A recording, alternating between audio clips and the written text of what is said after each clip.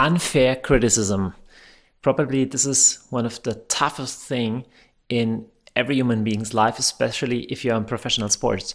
You've given your best and still the critics will write you down, speak evil against you. How do we cope with that? I once heard a very interesting phrase. It goes like this. If you live by the praise of people, you will die by their criticism. Again, if you live by the praise of people, you're going to die from their criticism. Well, as a professional sports person, you're probably familiar with both. It's wonderful to be applauded, right? Everybody loves you. Everybody praises you. You are the star. You are the champion, No matter, even if you're not a sports person, this does a lot to us, to our self-esteem, to be praised. And yet, there can't hardly be anything more wounding and more hurting than evil voices of unfair, unjust criticism. How come that this reaction from people has such a huge influence on our lives? Well, when we were born, about the first thing a baby realizes is the eyes, is the gaze. Am I seen? If I'm smiling, is mommy smiling back? Is daddy smiling back? Or am I ignored? For us as human beings, we are hyper-social beings, very different from other species, from other animals. We are fully dependent on acceptance and attendance from other people. And we learn actually in the first years, are there friendly gazes, friendly looks at us, or are we ignored? And if we feel ignored, or if there is a lack of friendly faces, we try to adapt. So become people who try to fit in or to perform, to be applauded by everybody. And this is very normal to a certain degree. But if you think it through, if you always do everything in your life to be applauded, to be seen, to be congratulated, to be loved by people, there is a big downside to that. There are at least two severe downsides to that. The first one is you're very vulnerable to criticism. If I'm fully dependent on you always approving me, I will be eventually defeated and a slave because I will do anything to please you. So the first problem is my life actually always is in danger. The second problem is I will be a person without any principles, because if the mass moves from here to there and you are fully dependent on the praise of people, you will just turn around. So there is something within us that tells us to be a people pleaser, to be a person who just tries to be applauded, tries to be cool. There is something dishonest about that. And I think it's true. So there are really two main reasons why you, especially if you're in the flashlights out there, you need to learn. I need to learn. We need to learn how to deal with this tension of praise and criticism. First reason is because otherwise we are not safe. We are always threatened and we have to shoot back against criticism, defend ourselves, or be actually absolutely freaking out if somebody dares to criticize me. And I'm so afraid of being criticized, and I'm so hungry for the praise. But this praise, this will never be enough. There will always be somebody who is more praised, more popular, more famous than I am. So the first reason why we need to learn to cope with that is just our mental health. It's just our ability to cope with all the stress. And the second thing, it goes deeper. I think to be true, authentic, genuine people, we need to be free. To a certain degree, free from the looks of people. Actually, we applaud these people, like if we look back in the communist times or in the Hitler regime in the Third Reich. Now our heroes are the ones who stood up and said, even if there is nobody going with me, that's my stance, right? And even maybe you have an idol, you have a special person in your discipline of sport whom you admire a lot. Probably he or she is or was somebody who stood up and kept playing, kept going, even in the face of criticism. There is some heroism in that. We feel that actually a life worth living would be a life that is not dependent on the opinion and the praise of human beings alone. But then what? What is the opposite way of living? There is one person, probably the most famous person in human history, the most books ever written about any given human being is the person of Jesus Christ. He's so important that even this year, 2024, is counted after his birth. So this is crazy. So Jesus is definitely the most famous person of world history. And he had very interesting characteristics. I mean, he was super bold, who would actually stand up to the powers of his age, completely fearless. But this was not the only very interesting thing about him. The second thing, at least as interesting, is that he was in a fascinating way. He was independent of praise and of criticism. He could accept praise. So when he entered Jerusalem, everybody was cheering, "Yay, Hosanna!" Like you, maybe if you scored the decisive goal, everybody's cheering you on. Yeah. So the other people, the Pharisees, they would approach him and tell him, "Hey, they are screaming Hosanna. This is not okay." But Jesus had no problem with people applauding him.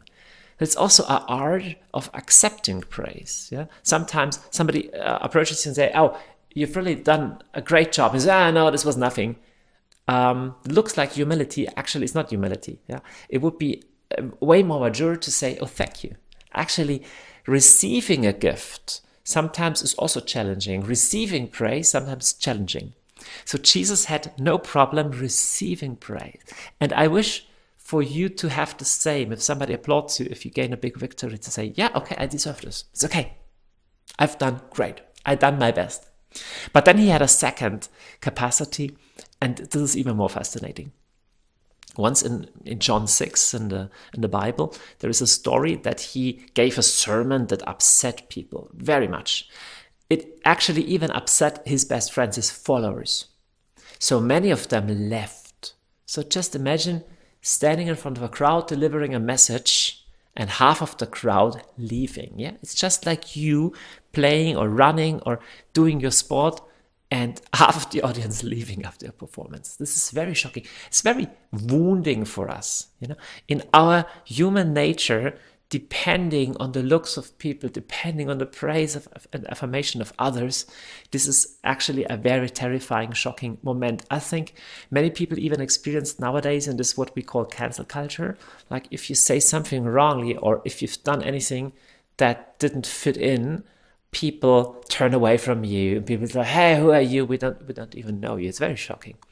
The way Jesus was able to deal with the situation is very remarkable to me. He answers actually his only friends. So many are leaving, and his remaining friends, he answers, "Do you want to go as well? If you want to leave, I'm fine with that." So his remaining disciples answer, "To whom else shall we go? You have the words of life." Jesus knew that he had words of life. He really had something to give, and he didn't care whether he was applauded for it or not. And this is a capacity I personally, I lack it oftentimes. I don't have it so much. I like it much more to be liked than to be criticized. But there's something within me calling me to live like Jesus, to say, actually, this would be the authentic way of doing things. If you live by the praise of people, you're going to die by their criticism. So how can we learn to not live by the praises of people and actually also to be okay with being criticized from time to time? And I think there is a big mystery in the earlier life of Jesus. See, you are right now probably a famous athlete. Everybody knows you. But who you are as a person was built in the hidden years before that, right? The early years as a child and then in training. This is what made you. And if you're a mature person who rests in him or herself, you have the capacity to withstand the storms a little bit. But still, even as a mature person, I think it remains challenging. So what was Jesus' secret? Interesting thing is, we don't know much about Jesus' first 30 years. I think it's never good for the human psyche to be exposed to a lot of praise or a lot of criticism in too early years. I think it's very helpful. This is one of the reasons why too much social media and too much smartphone in early years, I do believe, is hurting to a human brain, because we need like an inner strength to deal with that. So for the first 30 years, Jesus didn't write a single line. He wouldn't even write a single line afterwards. He just spoke.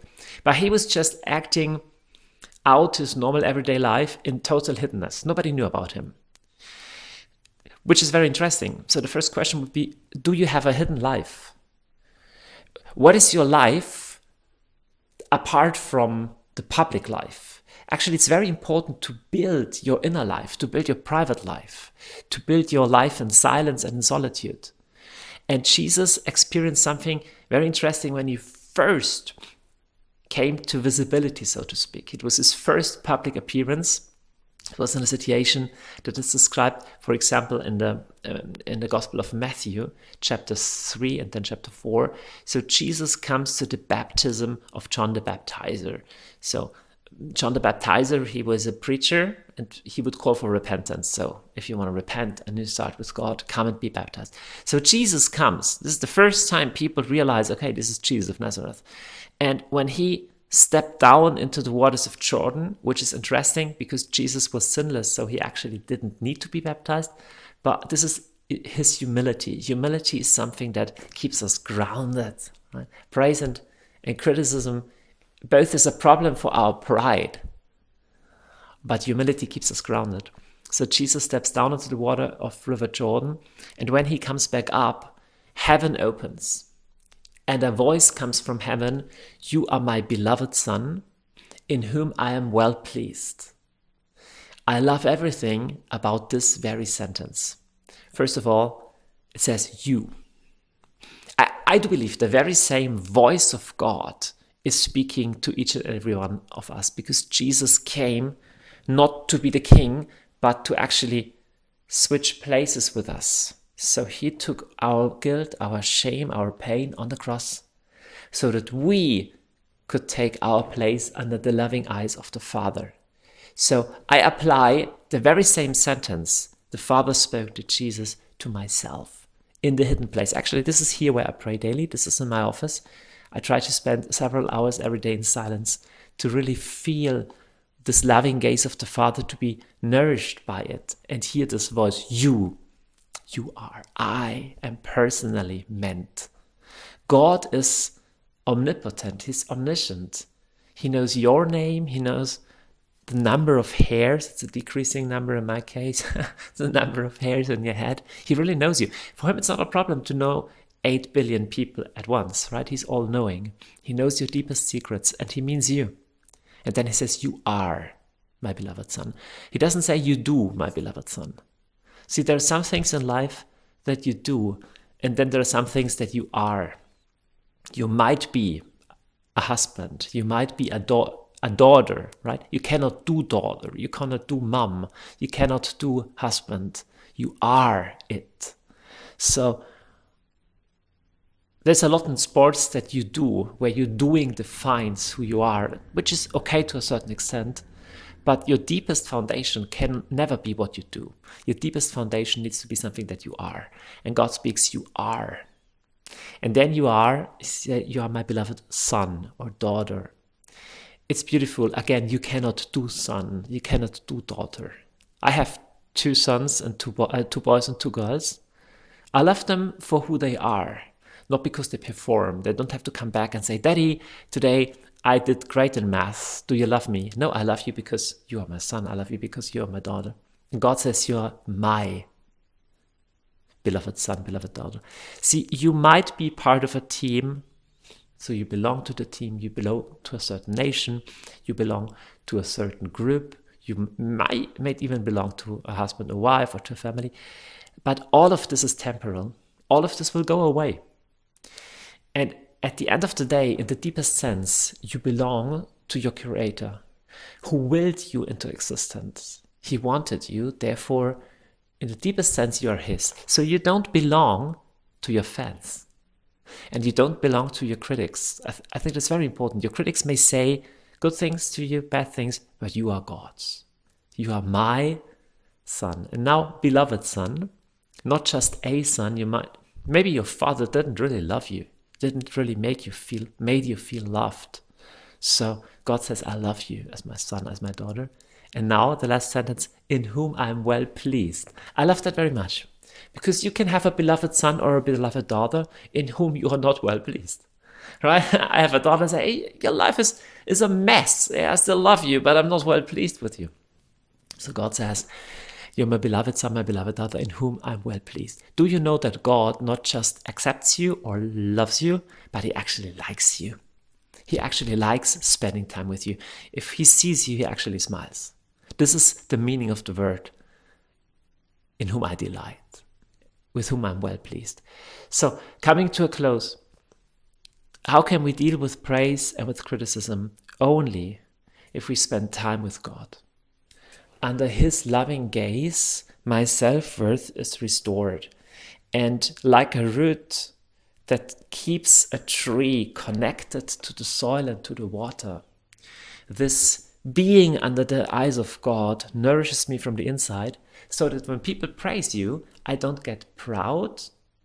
It doesn't get over my head, which also can happen very easily, right? If you get a lot of applause, gold medal, it doesn't go over your head, because you know at the end of the day it doesn't define who I am.